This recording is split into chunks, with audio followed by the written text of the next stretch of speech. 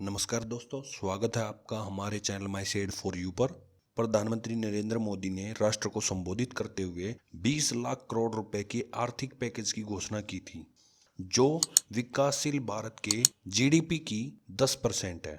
अब जीडीपी क्या होती है उसके बारे में जानिए। GDP means gross domestic product. एक साल के अंदर जितनी भी चीजों का प्रोडक्शन जिस देश से किया जाता है उसकी मार्केट वैल्यू कितनी है, यही जीडीपी होती है, ग्रॉस डोमेस्टिक प्रोडक्ट होता है। यहाँ पर हमने विकासशील इसीलिए कहा क्योंकि अब जो आंकड़े हम आपको दिखाने वाले हैं वो सब आंकड़े विकसित देशों के हैं। ऐसा ही पैकेज जापान और अमेरिका में भी पिछले दिनों देखा गया है, जिसमें देश की जीडीपी का 21% और 13% हिस्सा कोरोना राहत पैकेज के नाम दे दिया गया। ये पैकेज इसलिए अहम है क्योंकि भारत की अर्थव्यवस्था में 3 बड़े फैक्टर एग्रीकल्चर, मैन्युफैक्चरिंग और सर्विस सेक्टर हैं। कोरोना महामारी में वैसे तो सभी सेक्टरों पर इसका असर पड़ा है, लेकिन विशेष मैन्युफैक्चरिंग और सर्विस सेक्टर की बात करें तो इनका जीडीपी में हिस्सा लगभग 70% है और एग्रीकल्चर का 17% है। लॉकडाउन के कारण छोटे बड़े उद्योग और सर्विस सेक्टर बिल्कुल ठप हैं और कंपनी कर्मचारियों को सैलरी देने में भी प्रॉब्लम का सामना कर रही है। भारत डिमोनेटाइजेशन और जीएसटी से उबर भी नहीं सका था कि कोरोना महामारी ने भारत की अर्थव्यवस्था को गहरी चोट दी है। ऐसे में 20 लाख करोड़ रुपए का आर्थिक पैकेज एक जीवन दान जैसा ही लग रहा है।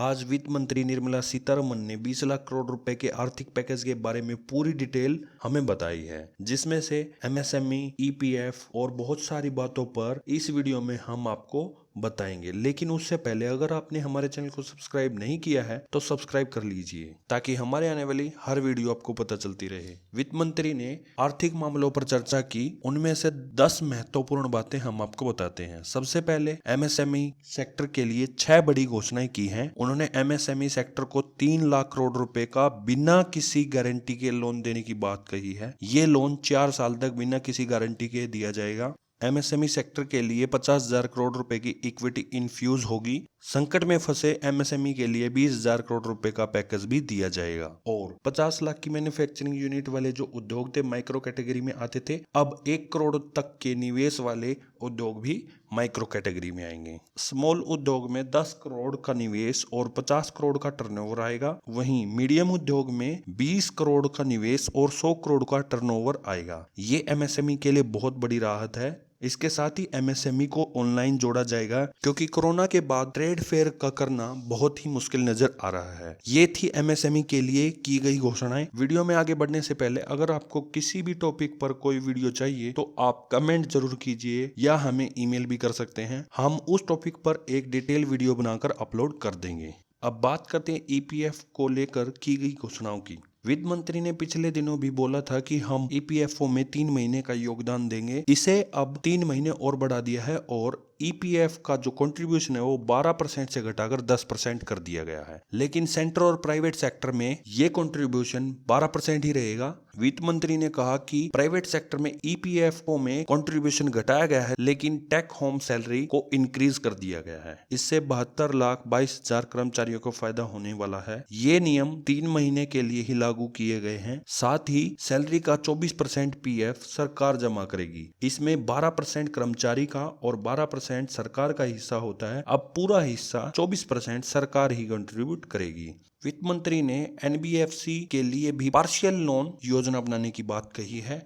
डिस्कॉम यानी बिजली वितरण कंपनियों को वित्त मंत्री ने कहा है कि ये सेक्टर भी संकट में है और बिजली कंपनी की स्थिति कुछ ठीक नहीं है, इसलिए उनके लिए भी 90,000 करोड़ रुपए का प्रावधान किया गया है। कॉन्ट्रैक्टर को काम में 6 महीने का एक्सटेंशन भी दिया जाएगा। साथ में काम खत्म करने की मियाद जो है उसमें भी रियायत दी जाएगी। रियल एस्टेट पर बात करते हुए वित्त मंत्री ने कहा कि कोरोना वायरस को एक्ट ऑफ गॉड की कैटेगरी में रखा जाएगा, जिससे रजिस्ट्रेशन और निर्माण कार्यों को पूरा करने की जो तारीख है उसको भी बढ़ाया जा सकता है। फिलहाल 6 महीने तक इनके कामों को आगे बढ़ाया जाएगा। 25 मार्च के बाद अगले 6 महीने तक इनकी अवधि भी बढ़ा दी जाएगी। इससे डेवलपर्स को फायदा होगा। इसके लिए शहरी विकास मंत्रालय भी निर्देश जारी करेगा। टैक्स कटौती के मुद्दे पर बात करते हुए वित्त मंत्री ने कहा कि टीडीएस और टीसीएस को 25% घटा दिया गया है, जो कि आज से ही लागू हो जाएगा। 14 मई 2020 से लागू हो जाएगा और अगले साल मार्च तक ये लागू रहेगा। ये टैक्स पेयर के लिए बहुत बड़ी राहत है।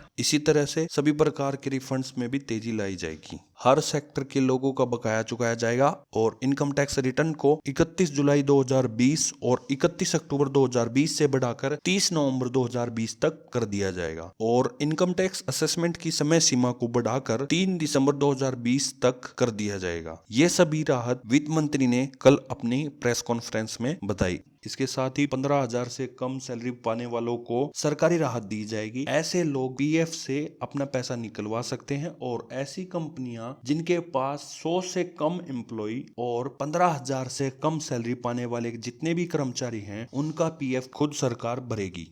15,000 से ज्यादा सैलरी पाने वालों के लिए ये नियम नहीं लागू होगा। 20 लाख करोड़ रुपए के पैकेज में से 6 लाख करोड़ रुपए की पैकेज की घोषणा आरबीआई के द्वारा और 1.5 लाख करोड़ रुपए के पैकेज के तौर पर गरीब कल्याण योजना पहले से ही शुरू हो चुकी है, जिसमें गरीबों को 1,000 रुपए डायरेक्ट खाते में दिए गए थे। अब सिर्फ 12,000 करोड़ रुपए के इस पैकेज को सरकार धीरे धीरे से रिलीज करती रहेगी। IMF के द्वारा भारत की एक्सपेक्टेड जीडीपी 200 लाख करोड़ रुपए है, जिसमें से 10% जीडीपी का पैकेज दे दिया गया है। यह परसेंटेज वैसे तो अमेरिका के बराबर है, लेकिन अमेरिका की जीडीपी भारत से कहीं ज्यादा है। इसलिए पीएम मोदी ने आत्मनिर्भर बनने के लिए भी जोर दिया ताकि जीडीपी को ग्रो किया जा सके।